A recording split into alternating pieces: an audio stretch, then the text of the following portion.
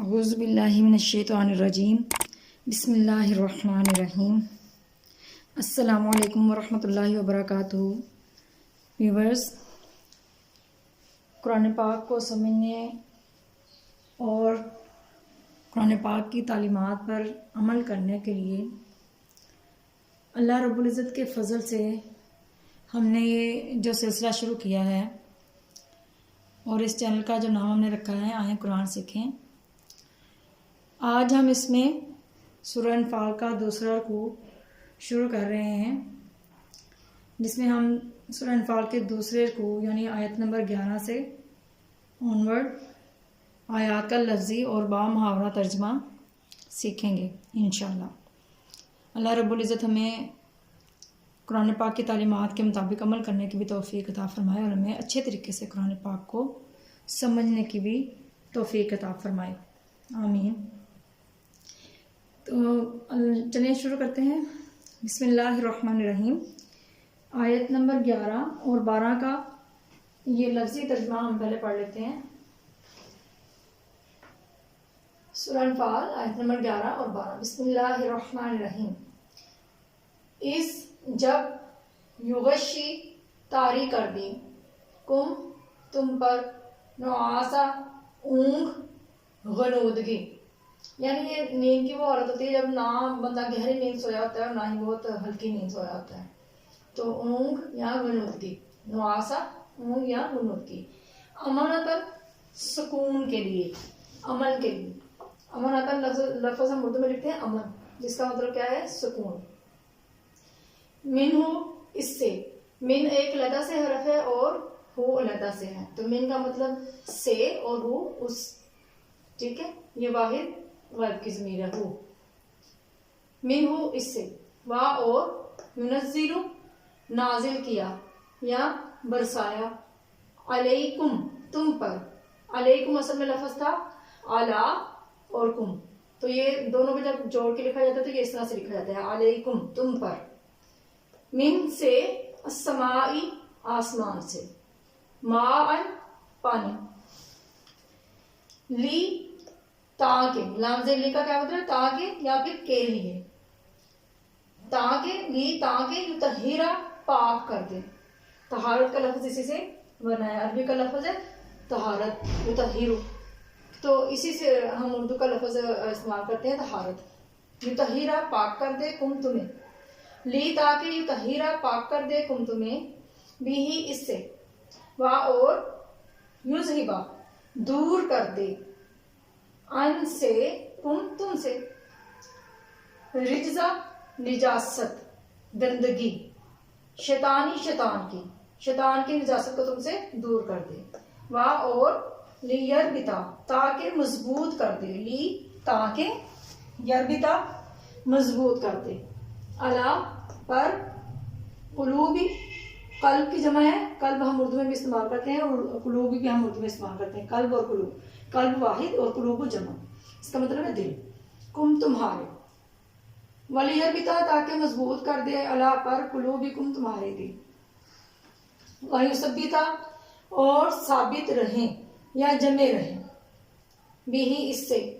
یثبتا سے بھی آپ کو محسوس ہو رہا ہوگا کہ یہیں سے لفظ ثابت ہم اردو میں لے کے گئے ہیں، اردو میں بھی ہم جو استعمال کرتے ہیں لفظ ثابت، ویثبتا اور ثابت رہیں یا جمے رہیں، بھی ہی اس سے، اقدامہ قدم یا پاؤں، قدم بھی ہم اردو میں اسی طرح سے استعمال کرتے ہیں، قدم اور اقدام، تو اقدامہ جمع ہے قدم کی، قدم یا پاؤں، اور ثابت رہیں اس سے،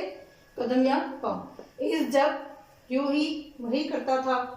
ربو کا تمہارا رب، ربو رب کا تمہارا، الا طرف ملائکتی فرشتوں کی، انی کہ میں، ماں ساتھ ہوں، ماں کا مطلب ہوتا ہے ساتھ، کم تمہارے، انی کہ میں تمہارے ساتھ ہوں، فا تو، ثبتو تسلی دو، اللہ زین آمنو وہ لوگ جو ایمان لے آئے یا مومنوں کو، ساؤل کی ان قریب میں ڈال دیتا ہوں، فی میں، قلوبی دلوں میں، اللہ زین کفروا کافروں کے، روبا روب ہیبت ڈر، اسی یہی لفظ ہمارا اردو میں استعمال ہوتا ہے روبا، رے آئین اور بے، روب عربی کا یہ لفظ اردو میں یہ آیا ہے، جس کا مطلب کیا ہوتا ہے؟ ہیبت، رعب، ڈر۔ فضربو تو مارو، فا تو، ادریبو مارو، فو کا اوپر، عناقی گردنوں کے، تو ان کی گردنوں کے اوپر مارو، کن لوگوں کی؟ کافروں کی گردنوں کے اوپر مارو۔ وضربو اور مارو، منہم ان کو، من کا مطلب لفظی ہوتا ہے سے، ہم اور وہ،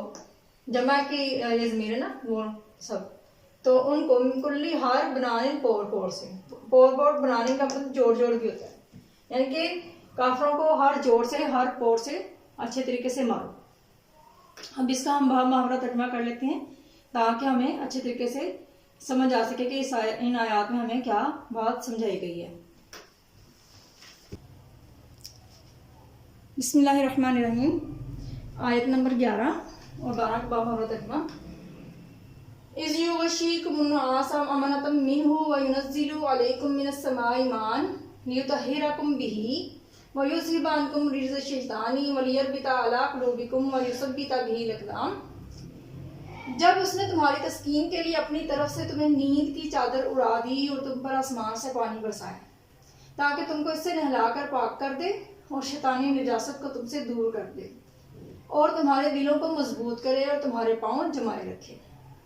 اذ یوحی ربک الی الملائکۃ انی معکم فثبتوا الذین آمنوا سألقی فی قلوب الذین کفروا الرعب فاضربوا فوق الاعناق واضربوا منہم کل بنان۔ جب تمہارا پروردگار فرشتوں سے ارشاد فرماتا تھا کہ میں تمہارے ساتھ ہوں، تم مومنوں کو تسلی دو کہ ثابت قدم رہیں، تو میں ابھی ابھی کافروں کے دلوں میں رعب ڈال دیتا ہوں، تو ان کے سر مار کر اڑا دو اور ان کا پور پور توڑ دو۔ ویورز، یہ تھا ان دو آیتوں کا بامحاورہ ترجمہ۔ اب ان کو تھوڑا سا سمجھ لیتے ہیں کہ اللہ تعالیٰ اس میں ہمیں کیا بات بتا رہے ہیں۔ تو سب سے پہلے یہاں پہ اللہ تعالیٰ نے ہمیں بتایا، یہ غزوہ بدر کی ہی بات ہو رہی ہے۔ غزوہ بدر میں پہلے ہی بتا چکی کہ مسلمانوں کی تعداد کم تھی اور کفار کی تعداد زیادہ تھی۔ کفار 1000 تھے اور مسلمان جو تھے وہ صرف 313 تھے۔ تو جب مسلمان اور کفار کا آمنا سامنا میدان بدر میں ہوا تو مسلمان جب وہاں پہ پہنچے تو انہوں نے دیکھا کہ کفار تو پہلے ہی میدان بدر میں اچھی جگہ پر قبضہ کر چکے ہیں، یعنی ان کے پاس جو علاقہ تھا وہ میدانی تھا اور ان کے پاس پانی والا علاقہ تھا جہاں پانی بھی موجود تھا، جبکہ مسلمانوں کو جو جگہ ملی اپنے خیمے لگانے کے لیے وہ ریتلا اور پتھریلا علاقہ تھا اور وہاں پر پاؤں رکھنے سے پاؤں زمین کے اندر دستا تھا۔ تو ایسی صورت میں شیطان جو تھا وہ انسانی شکل میں صحابہ کے پاس آیا اور ان کو بہکانے لگا کہ دیکھو تمہارے پروردگار نے تو ابھی سے تمہارا ساتھ چھوڑ دیا ہے اور تمہیں ایسے جگہ پر مقام دیا ہے کہ جہاں پر تم اچھے طریقے سے ٹھہر بھی نہیں سکتے، تو تم جنگ کیا کرو گے جبکہ کفار کی تعداد بھی زیادہ ہے۔ تو اسی بارے میں اللہ تعالیٰ ان دو آیتوں میں ہمیں بتا رہے ہیں کہ کس طرح سے اللہ تعالیٰ نے پھر مومنوں کی مدد کی اور مومنوں کے دل کو تسلی دی اور مومنوں کو کس طریقے سے ثابت قدم رکھا۔ اس کے لیے اللہ تعالیٰ نے مختلف قسم کے انعامات مومنوں کو عطا کیے، جیسے کہ سب سے پہلے اللہ تعالیٰ نے فرمایا کہ اللہ تعالیٰ نے تمہاری تسکین کے لیے تمہیں نیند کی چادر اڑا دی، پھر فرمایا کہ آسمان سے پانی برسایا، یعنی بارش برسائی تاکہ تم اس سے پاک صاف ہو جاؤ اور تمہارے اندر سے، تمہارے اوپر سے شیطانی نجاست کا جو اثر ہے، یعنی جو شیطانی وسوسوں کا اثر ہے وہ بھی ختم ہو جائے اور اس سے تمہارے دلوں کو بھی مضبوطی ملے اور تمہارے قدم جو ہے وہ جمے رہیں۔ جب تمہارا پروردگار، پھر اللہ تعالیٰ فرما رہا ہے کہ میں نے فرشتوں کو بھی حکم دیا کہ تم مومنوں کو تسلی دو، میں ان کے ساتھ ہوں، اور پھر ساتھ ہی اللہ تعالیٰ یہ بھی فرما رہے ہیں کہ آن قریب میں کافروں کے دلوں میں رعب ڈال دوں گا، تو تم ان کو اچھے طریقے سے مارو، یعنی ان کو اتنے زوردار ضربے لگاؤ کہ دوبارہ وہ مسلمانوں کے سامنے آ کر مقابلہ نہ کر سکیں۔ اب چلتے ہیں ہم آیت نمبر 13 اور 14 کی، جس کے ہم لفظی ترجمہ پہلے پڑھیں گے اور اس کے بعد انشاءاللہ با محاورہ ترجمہ پڑھیں گے۔ بسم اللہ الرحمن الرحیم، آیت نمبر 13 اور 14۔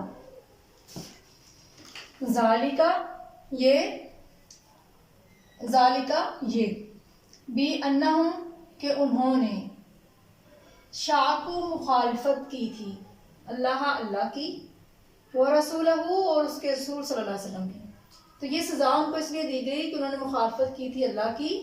اور اس کے رسول صلی اللہ علیہ وسلم کی۔ واو کا مطلب اور، رسول کا مطلب رسول ہی ہوں اس کے۔ ومن اور جو یشاقی کی مخالفت کرتا ہے اللہ کی، وا اور रसूल सल्लल्लाहु अलैहि वसल्लम की हो उसके यानी अल्लाह के। फ़ा तो इन्ना बेशक अल्लाह ताला शदीदु सख्त इक़ाबी अजाब देने वाला है। ये इसलिए कि उन्होंने मुखालफत की उसके अल्लाह और उसके रसूल की, और जो मुखालफत करता है अल्लाह की और उसके रसूल की तो बेशक अल्लाह सख्त अजाब देने वाला है। ज़ालिकुम ये तुम्हारे लिए था, फ़ा तो ज़ूकू मज़ा चखो इसका। ये काफिरों से अल्लाह ताला फरमा रहा है ज़ालिकुम कि ये सज़ा जो थी ये तुम्हारे लिए थी, फ़ज़ूकू तो इसका मज़ा चखो। व अन्ना और ये के लिए काफिरीना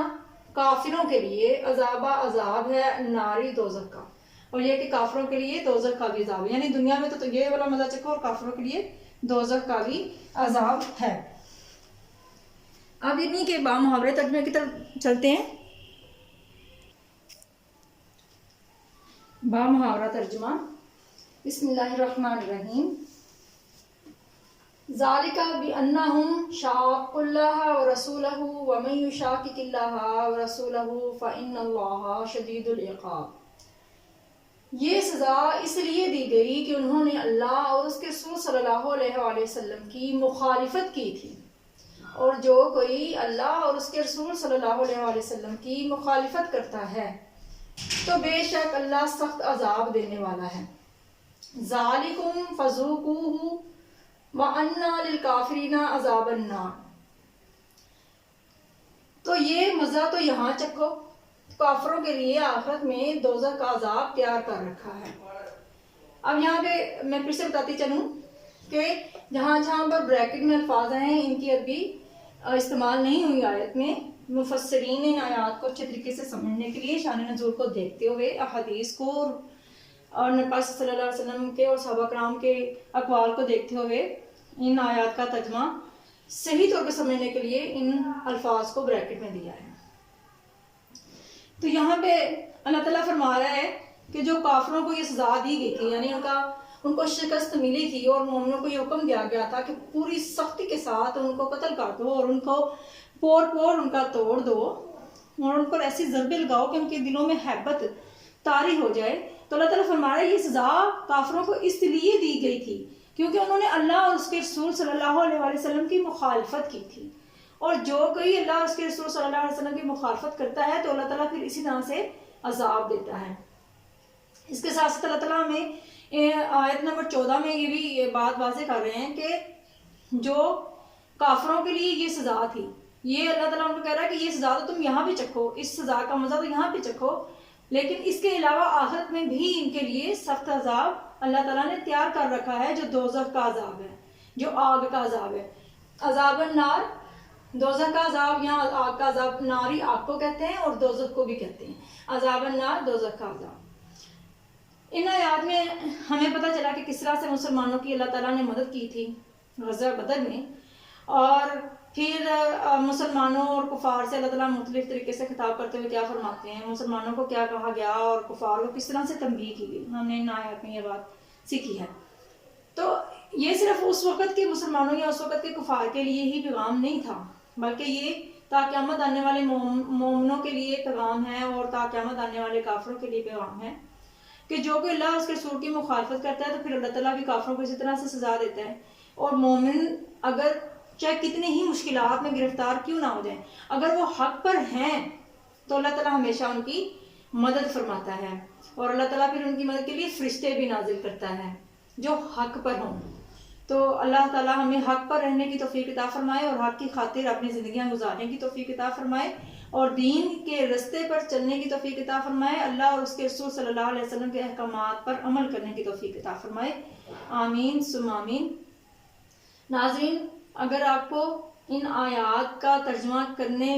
की जो मेरी कोशिश है आपको अच्छी लगी है और आपको इन आयात की समझ आई है तो हमारे चैनल को सब्सक्राइब ज़रूर करें, बेल आइकन का बटन भी दबाएं और इन वीडियोस को ज़्यादा से ज़्यादा शेयर भी करें ताकि अल्लाह ताला के दीन को हम ज़्यादा से ज़्यादा फैलाने में कामयाब हो सकें और दुनिया और आखिरत में कामयाबियाँ हासिल कर सकें। अल्लाह ताला हम सब के लिए आसानियाँ पैदा करें। आमीन सुम्मा आमीन।